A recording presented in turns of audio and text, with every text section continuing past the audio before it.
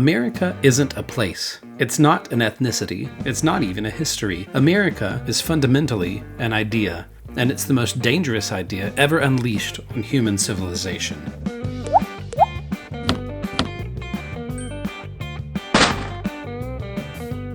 This is part of the Mere series, inspired by C.S. Lewis's Mere Christianity. Just like Lewis found core truths that unite all Christians, we're looking for the fundamental principles that actually work for being an American. Every 4th of July, we celebrate America with grilling, fireworks, and a day off work. But what exactly are we celebrating? Beyond the spectacle lies something revolutionary. An idea so radical that it's still changing the world more than 2 centuries later. Most countries are built on shared ethnicity, common history, or geographic boundaries. But America is different. The American experiment is built on something unprecedented, a set of beliefs about what it means to be human and how we ought to live together. These beliefs rest on 3 core principles. The idea of self-evident truths is the bedrock. The Declaration of Independence says, "We hold these truths to be self-evident, that all men are created equal, that they are endowed by their Creator with certain unalienable rights." Unalienable is an old-fashioned word that means your rights can't be taken away, sold, or transferred to someone else. Why? Because they don't come from a government, a king, or even a majority vote. They come from the simple fact that you are a human being created in the image of God.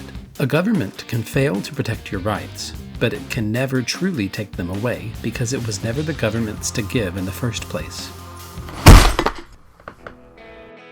For nearly all of human history, power flowed down from the top. Kings and emperors ruled by divine right, claiming God himself had chosen them to rule, or by the might of their armies. The American idea flipped that completely upside down. Here, power flows up from the people. A government is only legitimate if the people who are being governed agree to it. And when that government stops serving its purpose, the people have the right to change it or replace it entirely. It's a system designed to keep our power accountable to the people who granted it in the first place. It's a government of the people, by the people, and for the people, not the other way around. The American idea of freedom isn't the freedom to do whatever you want whenever you want. That's not liberty, that's license, and it leads to chaos. True freedom is liberty operating within a framework of moral and constitutional boundaries. The founders understood something crucial. For a free society to work, the people have to be capable of governing themselves. Real freedom requires virtue, things like self-control, responsibility, and respect for others. The Constitution isn't there to restrict our freedom. It's there to provide the structure that protects it from chaos on one side and tyranny on the other. It's the difference between a river flowing powerfully within its banks and a flood that destroys everything in its path. It's not perfect, but the ideals we've committed to are still worth striving for, still worth preserving for the next generation. So this July 4th, when you're watching the fireworks, remember what those explosions in the sky really represent. That you are born free, that your rights come from your Creator, and that you, not some distant authority, are the master of your own government. It's an idea worth understanding, worth protecting, and worth passing down.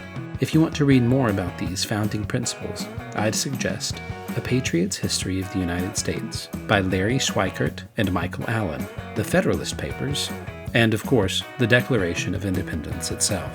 What does being an American mean to you? Let me know in the comments below.